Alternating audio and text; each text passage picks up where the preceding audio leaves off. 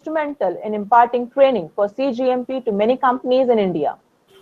Sir has also advised many companies for attaining CGMP standards to get certification from MCC South Africa, Ukraine PIC GMP, UK MHRA, and WHO GMP.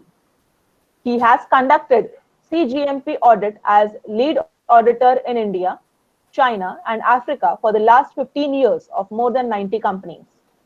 Sir has audited 12 of the top 100 pharmaceutical formulation manufacturers in China for companies based in Europe and Africa since 2015. He has formulated bioavailable and bioequivalent formulations of most ARVs and anti-HIV medication, immunosuppressant drugs, high-end drugs, and have developed many formulations, including some of the best in their categories in recent times. So is also associated with Ayurvedic products manufacturers, including public listed companies for standardization of their classical Ayurvedic formulations as per Ayush guidelines and WHO GMP. So was a visiting professor to various colleges in Mumbai University and Pune University. He is an approved research guide for MPharm and PhD and has successfully guided 4 candidates to their PhD in pharmacy. He has been participating in regional, national, and international conferences and have been invited as guest speaker for various state, national, and international level seminars. Sir has attended more than a dozen international conferences and 3 international conferences in Europe. He is having more than a dozen scientific publications to his credit. Most of them are in reputed international journals. With this long list of glory, may I take the privilege of requesting Dr. Naresh Chugh, sir, to please start with the session. Sir? Yeah, thank you, Shubhangi. Good evening to all of you. Yes, sir. Dr. Naresh Chugh here, presenting to you career opportunities for pharmacists to work from home. I hope you all are safe at home and having a healthy time and trying to gather maximum amount of knowledge in this current scenario. Let's talk of what is the current scenario today. If you see, today we are sitting in the midst of the global spread of pandemic COVID-19, where 2 countries in the entire world have got themselves freed of this corona. One is Vietnam, the other is New Zealand. They have announced themselves to be free of COVID-19 as of today. In India, we are having more than 2.5 lakh cases, of which around 1.25 lakh are active cases, and corona is spreading, and we have gone in unlockdown 1. We are now coming back to normalcy. Slowly, we would be seeing more and more cases coming out. Possibly, the death rate is much, much smaller as was predicted earlier, because the immunity is playing into aspect, the treatment, and the facilities that are being created by the government. Currently, COVID-19 is doubling at about every 15 days in India. So in this scenario, the population has 2 things. For last 3 months, sitting at home, locked inside the house, just virtually living on meager existence.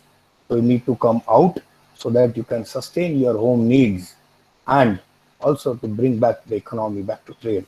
So with this current scenario, we are trying to get the corona down and flatten it so that there is no increase in coming future. The government has announced many schemes for MSMEs, that is micro, small and medium enterprises, to kickstart the economy to the extent of 3,70,000 crores. Why I am speaking about this is that I want you to have an emphasis on this part. When I'm talking as career opportunities, I'm aiming at self-employment rather than getting employed. When we talk of self-employment, the micro enterprises, that is an individual working, he can help the economy by 2 ways. One is you are freeing one job because you are self-employed. Second, you create a potential to generate a job. You can employ someone else. So this is one government initiative where government has allocated fund to the quantity of 3,70,000 crores to get an Atmanirbhar India. If you see in US and UK, in the last decade, there has been an increasing number of technical and professionals opting for what we call a Soho culture, a small office, home office culture, or work from home. Ladies who become pregnant, they want to nurture their babies later on. The small children who are infants, they need to take care of them. In such scenario, they cannot travel or commute to office. So they have been granted leaves. They can work from flexible hours at home. That's the current scenario, which is already prevalent in US, in UK, and in developed countries. So the similar type of culture is what we are expecting to be coming forth in India. Now, let's talk of Indian pharma sector. You must have read in the papers recently that India was applauded for its role in the supply of generic medicines to the entire world. You must have also seen that President Donald Trump of the United States asked our Prime Minister Modi to release certain important medications for export from India to US. The reason, we are good in quality across the globe. We have a very good track record of getting quality products delivered to more than 160 countries in the whole world where we are exporting our pharmaceuticals. Growth of Indian pharma sector on year basis is around 10%.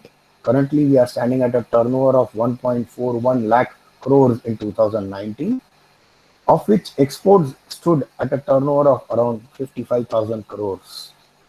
Indian pharma sector is a net exporter, so that means we earn valuable foreign exchange to our country.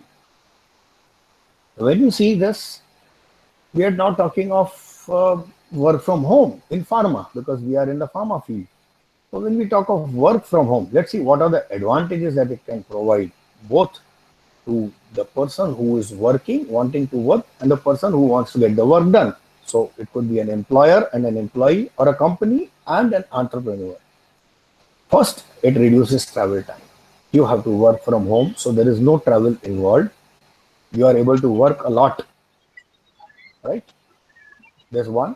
Then second is travel cost. So there's no travel, so there is no cost.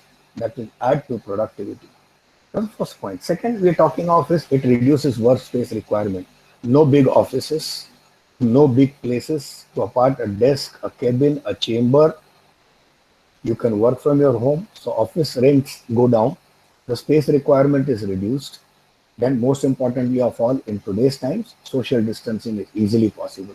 There's another advantage which is very great. You sit and work from home, you are safe. Then third point that you have is you have the comforts of home. You can always put it on hold, go have a cup of tea, have a glass of water, relieve yourself, talk with your family, have flexible lunch hour, and you can work flexibly.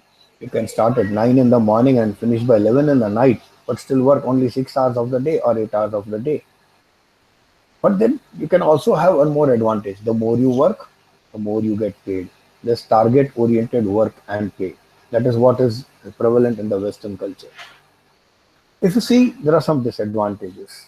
The disadvantages that we have is in home, there is no work culture. You can sit in a t-shirt and sit in a half pant and Bermudas or sit in home clothes and be working on your computer. So the work culture is missing. The second point that we have is there is no direct interaction. You don't have people meeting physically, standing over the cooler or going to the canteen, having a cup of tea, that's missing. So you don't really get to meet people. You meet only virtual. You meet them as we are meeting today now. I'm meeting more than 70 of you, but I'm not physically meeting all. Had it been a classroom or a hall, we would have been interacting better. But then there are certain disadvantages to such virtual working. The third disadvantage that we have is motivation is reduced because your attention is diverted to the family. Quantification of work is difficult because you can only present what you have done finally. What is in midway cannot be presented.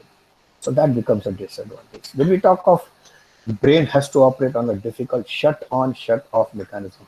Sitting at home, suddenly you have to be in office at 10 in the morning till 7 in the evening or till 6 in the evening. And in between, you have to get your lunch, you have to get your tea, to have a snack. So it becomes very difficult because your family is around. So this becomes a big disadvantage. Then the most important that comes is lack of trust and confidentiality of data, because now the company would be sharing with you its data on your laptop at home. There's a possibility that could be misused. So these are the disadvantages that could be there from work from home. Talk of benefits.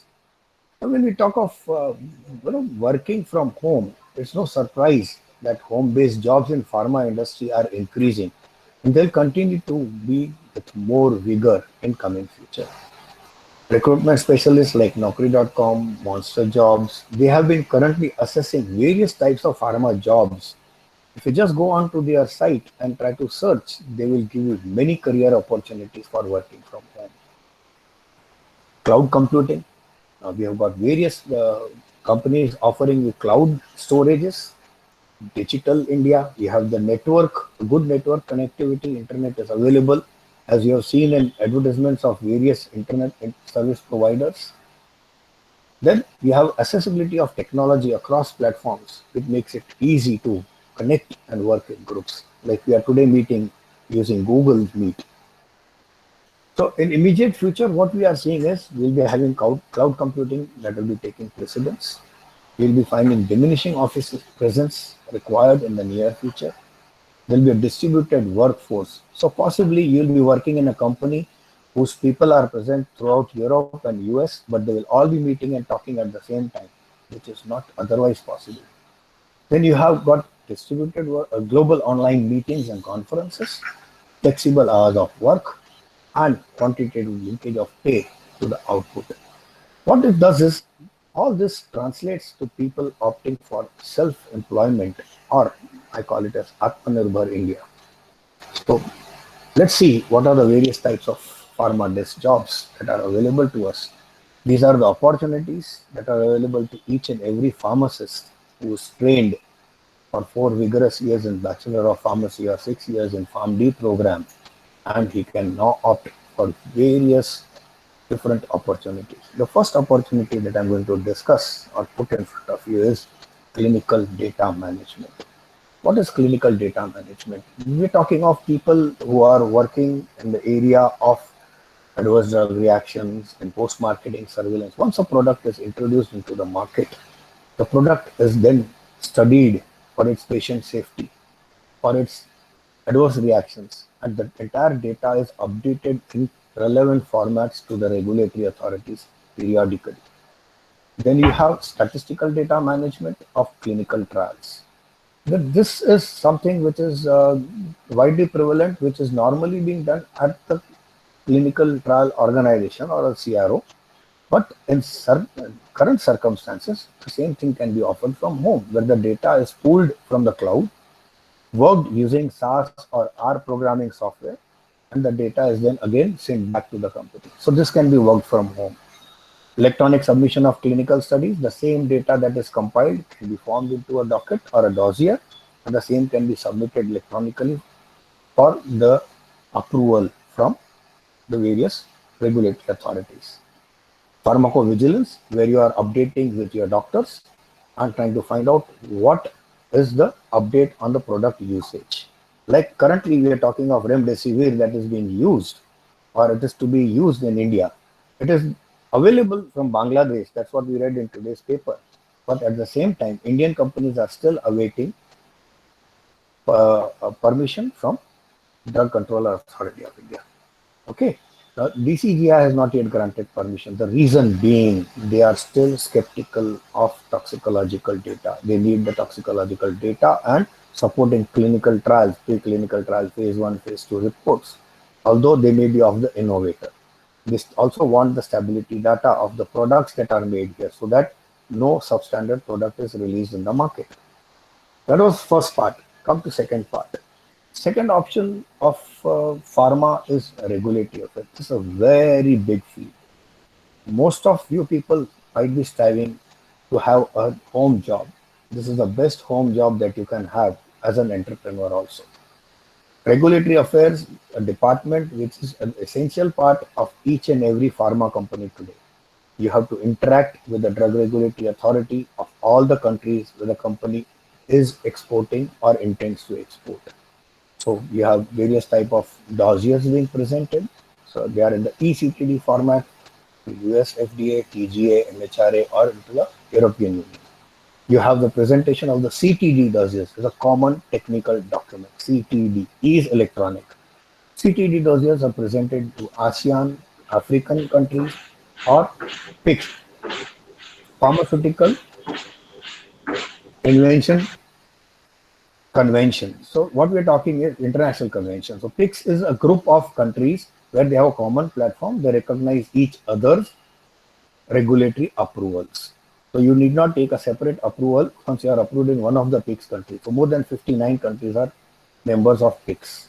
Then you have got second aspect is preparation and submission. The third aspect is evaluation of dossiers. When you have got dossiers prepared, you can sit as an evaluator and find out whether the dossier is compliant to the requirement of regulatory authorities of a particular company.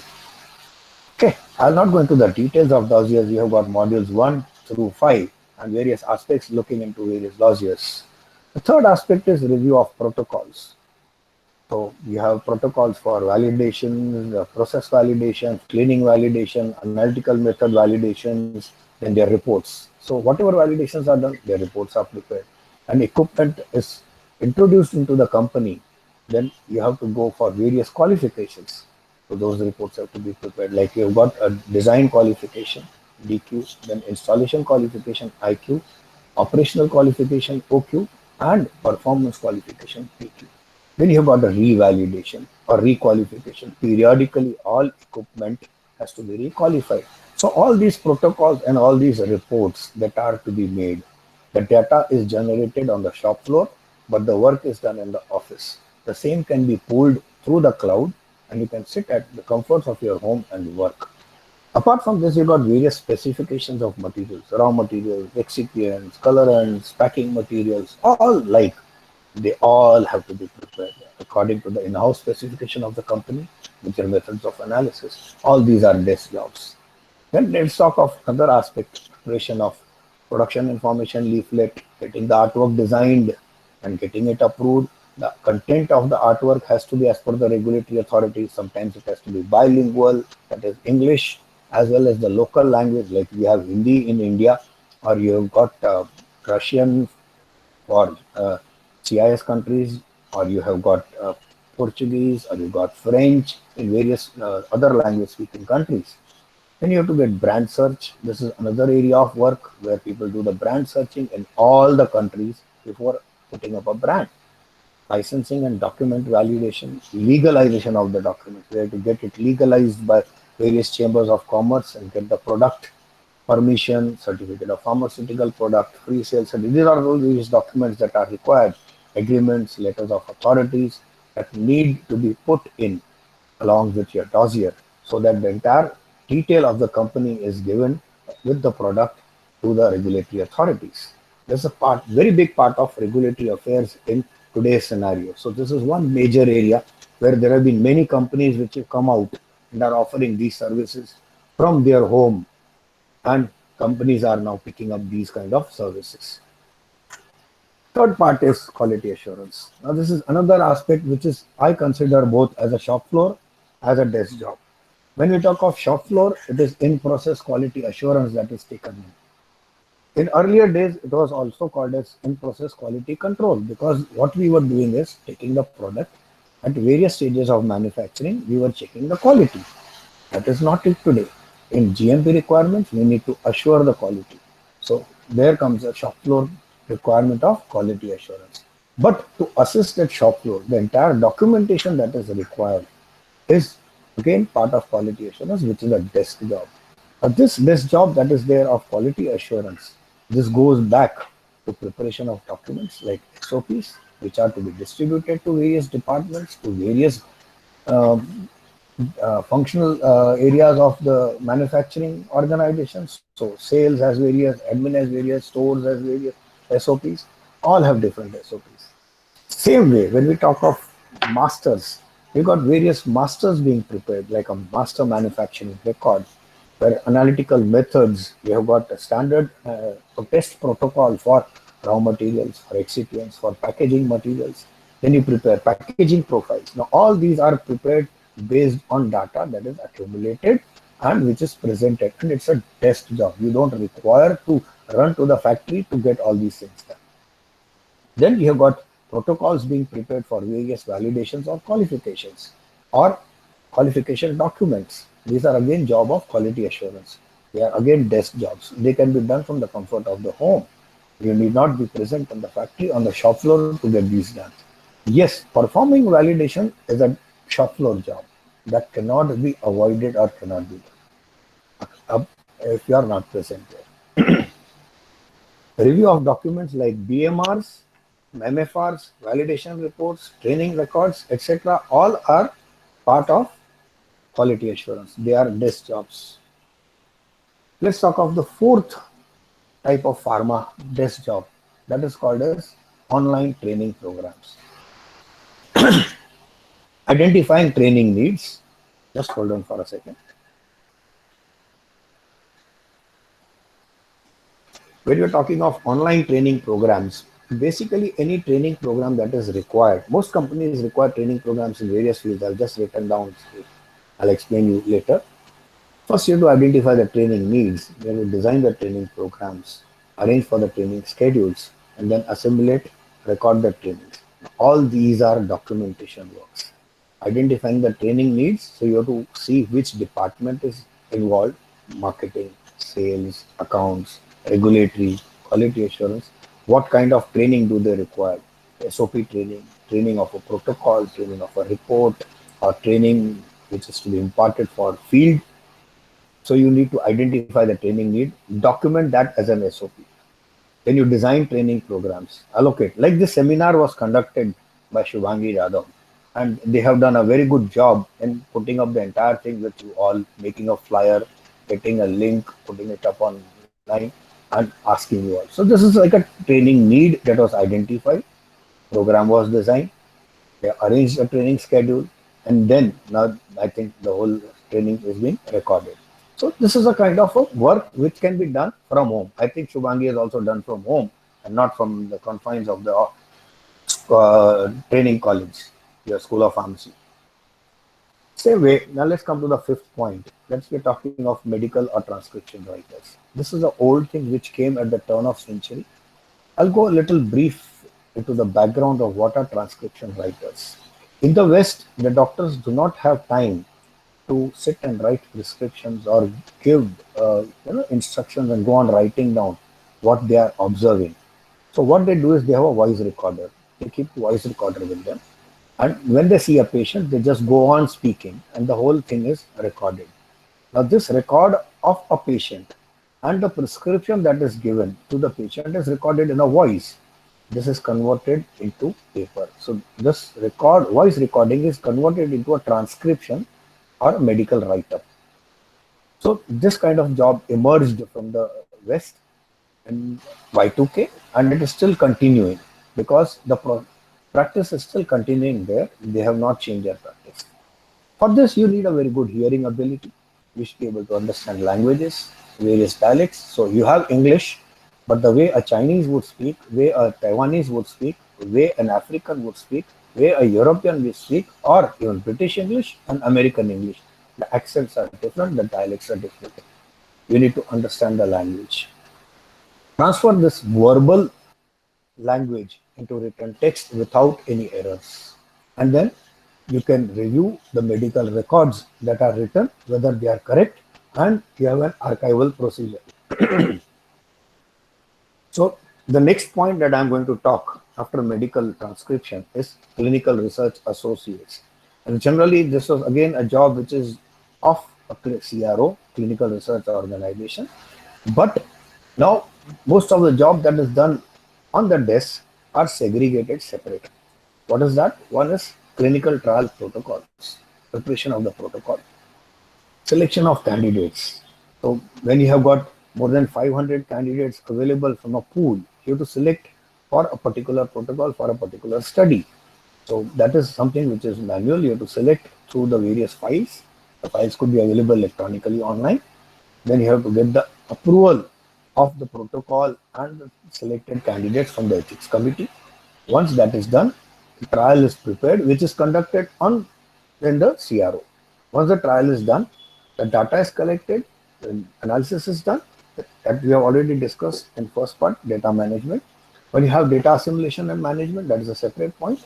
Then you audit this data. So this audit is done as per the guidelines of good clinical practices, which is envisaged by WHO as well as EU and US FDA. It's also part of ICS guidelines. But once you have, these are a separate point of discussion. I would not go in depth, but an e-audit is also now possible. Updation of clinical trials registry. The CTR is a registry which is there in every country, and they keep what trials are going on, and all the trials that have been conducted are at various stages. They would be updated. If you go to CTR registry online and see, even today you will find remdesivir and other drugs being tried for COVID in CTR registry as of now. Other types of jobs, I would just, these are different things which are already existing and would be coming up in time. Data analysts. Now, who are data analysts? They are statisticians basically, or they are people who collect data. So this has been existing in consumer area where like you are buying through Amazon or Flipkart or Snapdeal or Mintra or such. They are reading your buying pattern, they are viewing pattern, and they are collecting from your IP address. Who are you? What is your age? What is the gender? Everything is collected through the internet, aggregated, classified, and then they establish using artificial intelligence consumer buying patterns. And accordingly, they do suggest also. So possibly when you are visiting Amazon, you are visiting Mintra, or you are going on Google, you will be seeing advertisements relevant to your buying. This called as digital marketing. I'll be coming later on that. So you have this also data analyst job, statistical historical analysis of data, consumptions, patterns, regional studies. All these are combined and global patterns are established given globally. So it's a very big area. Your Cognizant and Tata Consultancy Services and big companies, Infosys, they hire data analysts, and now there is a lot of interest that has come because of internet pharmacy. The buying patterns, consumption patterns, prescriptions are being analyzed based on country, based on regions, based on continents, and entire world. And companies are offering big sums to get this data so that then they can predict whether they need to put up manufacturing plants in certain countries or to just put up their marketing teams in those countries. That's another area. The other point is also of telemedicine. Now, this is an upcoming area where those who are clinical pharmacists, those who have done PharmDs, they can advise on drug reactions, adverse drug events to medical practitioners, to pharmacies, offer them newer delivery methods, newer uses of drugs, and clinical trial updates. This is an upcoming field. In the time to come, this will be developing more. The next is we're talking of digital marketing, which I was telling you. Digital marketing has come in a very big way, and this is one which is going to come into pharmacy in a very detailed manner in time to come. You have seen many online portals offering medicines. Even drug authorities could not stop it, and Supreme Court has advised DCGI to lay down guidelines for internet pharmacy. And people are now getting medicines delivered at home. This is what we call as mail order business, which used to exist in the United States even 30 years back. In digital marketing, we have e-call to doctors. We have got latest platforms like what we are having, Google Meet or Zoom or even WhatsApp video calls. You can call doctors at predetermined times, detail about the products from the confines of your home. Give them all the flyers so that you can give them document which can be attached and transferred to them, and they can be convinced. The samples can be sent back to you. So that is one way of digital marketing. Second is arranging e-meetings, seminars, sending email flyers. You can even send video lectures, links to YouTube, and the same can be given to various places, doctors or even in the hospital.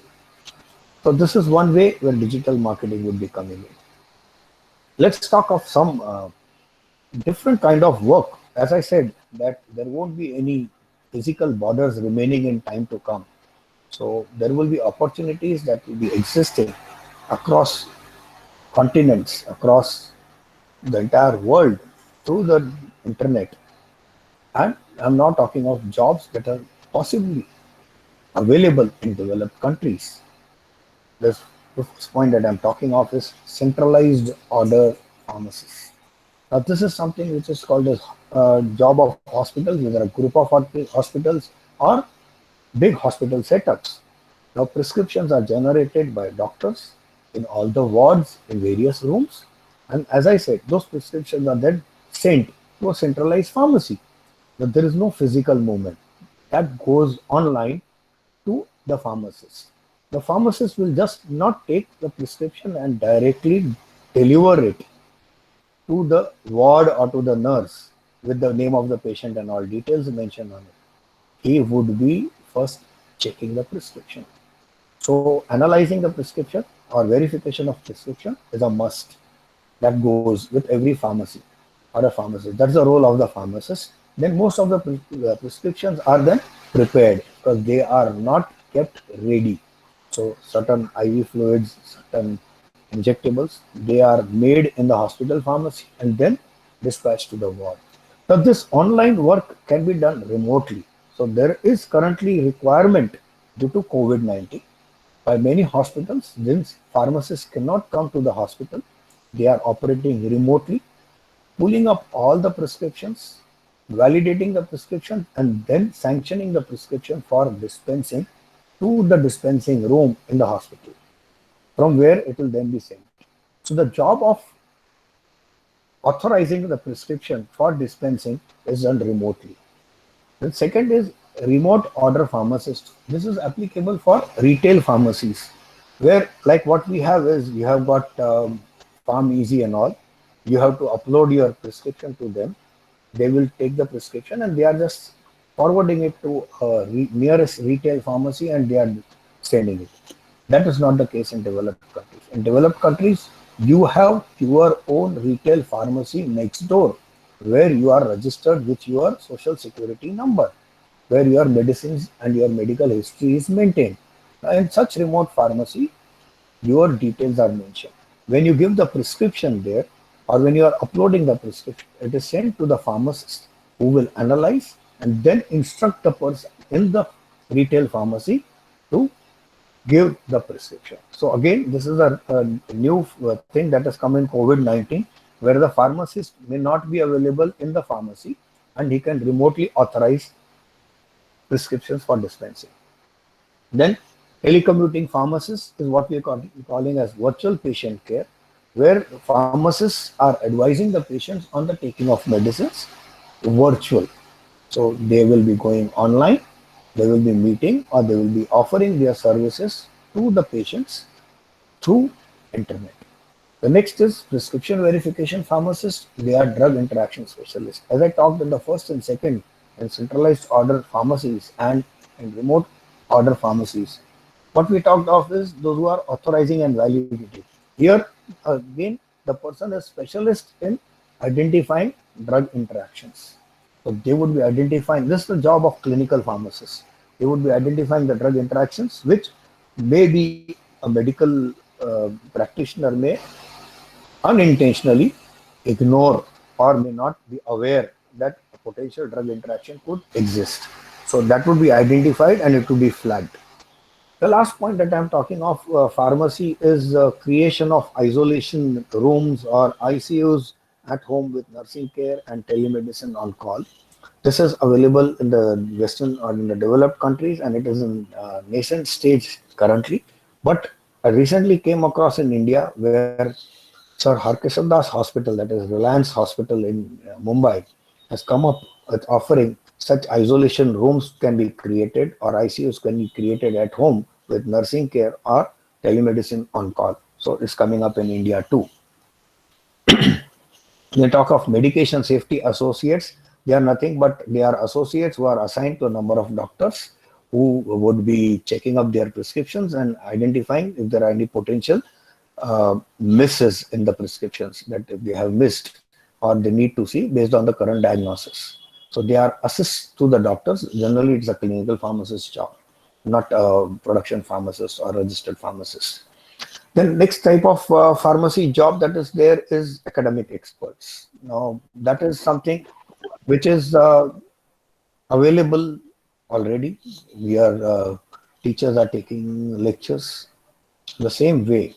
People can devise curriculum, assist in projects, data collection, screening, data analysis, statistics to academics, designing short courses, then presentations for those courses, content for those courses, then also tutors for academics. So these are various academic experts who can be there as a help or in front line. So both in back office and front line, you can design curriculum, you can design the content of the curriculum, you can design the presentations, notes, and also even tests. So that can assist the tutors to achieve what is max possible. So this is academic experts. Then we got various other types, which is direct sales, mail orders. So you get digital marketing into play again, digital promotion of health supplements, health foods, ortho care devices, fitness packs, etc. So they can be promoted. That is another point. The next point of observation that is there is drug screening and evaluation. Now, most of you must have been taught QSAR, quantitative structural activity relationship. Now this is now possible where you can design drugs through the computer. You have to put the various sites of drug action in software like Derek or MCASE, and with various different moieties, they will come up with screen millions of compounds, chemical compounds, and come up with possible evaluation of various structures which can be potential drugs. This is being done in the laboratory.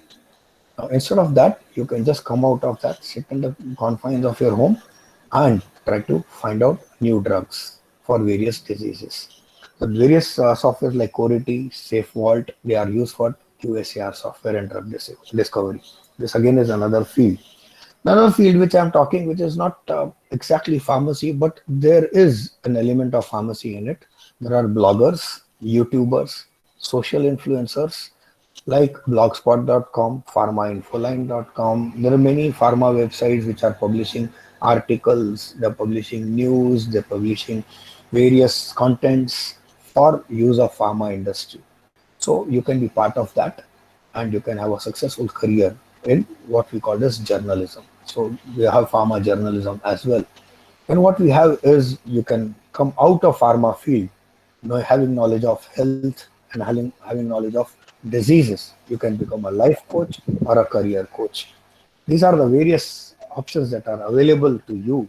I think I've given more than 20 options available today in a short period of time. It's assigned 40-45 minutes. I hope I've done justice and given introduction to various opportunities which you can use working from home. Thank you.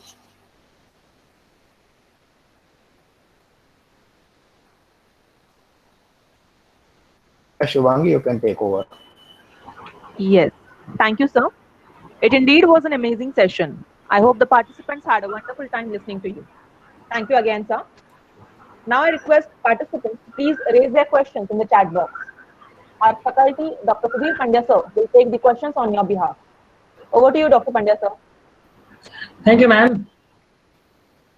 Good evening, Dr. Naresh Chuk, sir. Good evening, Dr. Mr. Pandya. How are you? Well, all well, sir. Yeah. Okay. To initialize the question answer session, may I myself ask you one question, sir? Yeah, definitely. Go ahead.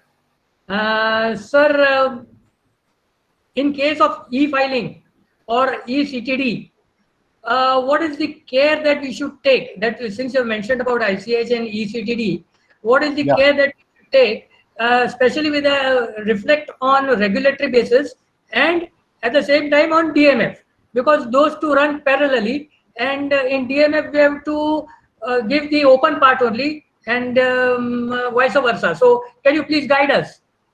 Say what you're talking of, the various, the 5 modules that we are talking of Yes, sir. e-filing, right? Yes, Now, sir. Yes. in this, when you're talking of between a CTD and eCTD, in eCTD, you have to go in a particular chronological way, create a link which will give access to the various files through the various submodules, 1, 2, 3, 4, 5. Then in that again, the subsections of each modules, and you cannot diverse from one area to another. It has to be very specific in that, and then it has to be validated. It cannot be that, because you are uploading it in a soft form, it is not given in a hard form. The dossier is not submitted in a print form. It is submitted in the e-form. Right, sir. The evaluator cannot go around searching, okay, now P point, 3.2.1.5 is missing. Where do I go and find it? It has to be at that place. So the entire thing has to be validated. Softwares are available that when you are uploading the data, they will validate your data, whether Right, the sir. relevant subsections have been assigned to the relevant part, and then it is uploaded. Right, sir. Thank you, sir. But that in this case, does it mean that we need an CSC certificate for the same? Yes. Okay, so Yes, we'll have to go. that the software does it, and at the end it generates that it is checked and validated, and it gives that certificate. Sure. Thank you, sir. Thank you for that explanation. Yeah. There's one question from Mr. Jagdish Giri stating that how to build a career in clinical CDM, clinical data management. See, when I talked of clinical data management, I told you, right? You have to first get yourself experience through association with a CRO. Okay, Right, because right from initiation of a protocol, you should be able Right. to get that. But if you don't want to go that way and you go and become a data analyst for a CRO, in that case, your basic knowledge of statistics is more important than the data of than your clinical management. And what you will be getting is you'll be getting the data coming from various points, okay, Ajit, sir. from your subjects, and that data has to be then assembled. Data has to be statistically analyzed using SAS or R programming or such software, and the results that are generated is statistically significant. Like in bioequivalence, where we are talking of matching. So you got so in vitro, in vivo correlation is required. So that kind of data, and then you will submit the data analysis to back to the CRO. Okay, so you have to be an expert in SAS or R programming or such. Oh, sure. Thank you. That's the beginning. Once that is done, that is one. Second is, if you are having a lot of good knowledge on clinical management or clinical pharmacy, then you have to understand the quality assurance part or good clinical practices, where you need to get the documentation. Ajit. Okay, so preparation of the documents, evaluation of the documents, so review, and then Ajit. submitting the documents to the regulatory or to the CRO again. Right, sir. Yeah. Sure. Thank you, sir. Thank you for that. There's one more question from Mr. Sachin, who would like to know that looking at the regulatory aspects, what are the prospects of a bee farm after the lockdown is over? See, why I have given this entire session on career opportunity is, I always intend people to be self-employed rather than get employment. So, if drug regulatory affairs, as we call DRA, is Right, sir. something which is very typical, and most of it is taught to you, like SOPs, master records, everything are taught, and possibly students undergo training into pharmaceutical organization, manufacturing organization for a month as part of AICTE curriculum, Right, right? sir. So you must have seen the various documentation. Such documentation is now available on the internet as model protocols, model documents. You have to review. You have to get yourself trained, and then even preparing dossiers. There are organizations which offer training programs which you can do online apart from your curriculum. So become an expert in DRA, and then you have to approach companies that you can offer your services, because the data finally has to come from the manufacturer. You are not generating your data. You can assist the manufacturer in making a validation protocol, but the report will come from him only. The report, when it comes to you, you will review the report. it will form part of the dossier. Okay, so Right. that's how you will have to build up your career. Sure. Thank you, sir. There's one more question from Mr. Avinash. He is asking how to build a career as QSAR expert. That is very difficult to answer, because first you'll have to get knowledge of the software that are available. You have to be very good in chemistry, in biochemistry, understand the various sites of drug response, sites where the disease is present, how to attack that, and then you'll be able to use the software to generate the structures. So QSAR per se is a super specialization separately. It's offered even in masters in medchem, in medicinal chemistry. So you'll have Right, to sir. pursue masters. Right, sir. Right, sir. But Yeah. sir, can I add to this question? Yeah. How does modeling affect QSAR? See, drug modeling shortens the time period for drug discovery. Right, sir. So when you are using modeling and you are using QSAR along with it, you are able to shortlist to what is the actual or most potent drug that can be formed apart from what Right. is available today. Right, sir. But that doesn't mean we'll be able to avoid clinical trials. Clinical trials will have to No, go not at all, not at all. This helps you in getting more targeted synthesis. targeted drugs. Yeah, we'll be Okay. pinpointing a lot of drugs. Yes, and it is faster. So the period of discovery is shortened.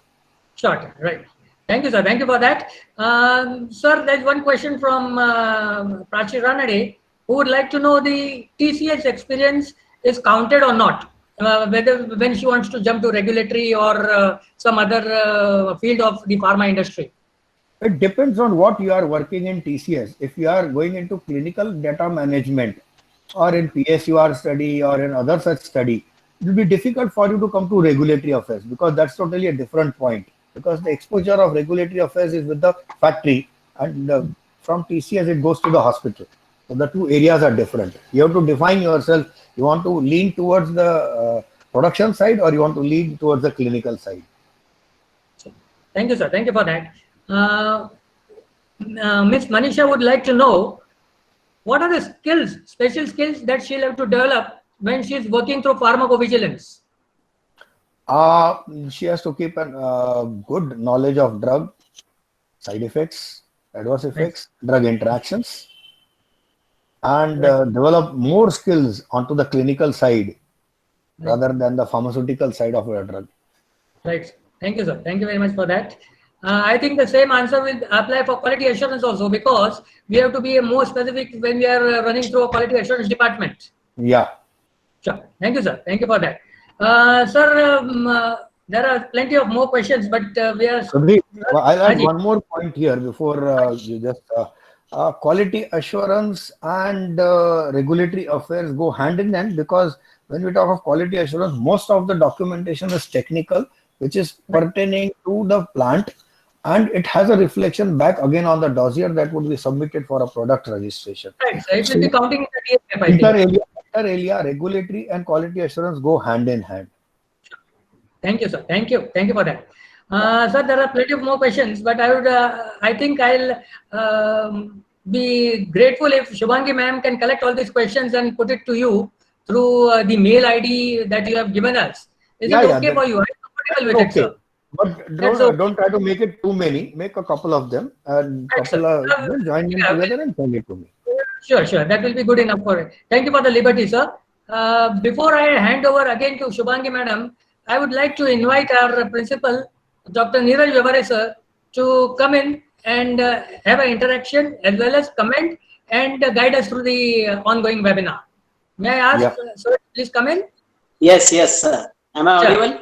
Yes, Yeah, sir. Yes. Dr. Neeraj, good evening. Good evening, sir. How are you? After a long time. Once we had an interaction in Delhi, sir. Yeah. I don't know whether you remember or not.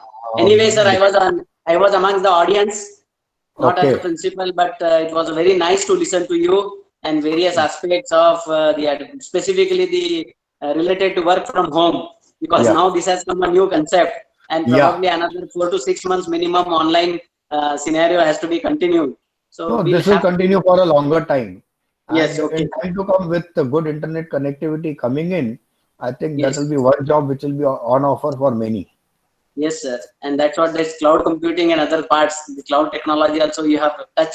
That is a very good part, and it was really wonderful to know that how this COVID will have an impact on Indian pharmaceutical industry with your rich experience. And I hope that that will give us idea about how to do some modifications and customizations in education industry too, because it has to go with the changing scenario, maybe with COVID or related things. So it was a wonderful bunch of knowledge and very good updated information to all of us, and it will be a benefit to all of us, sir.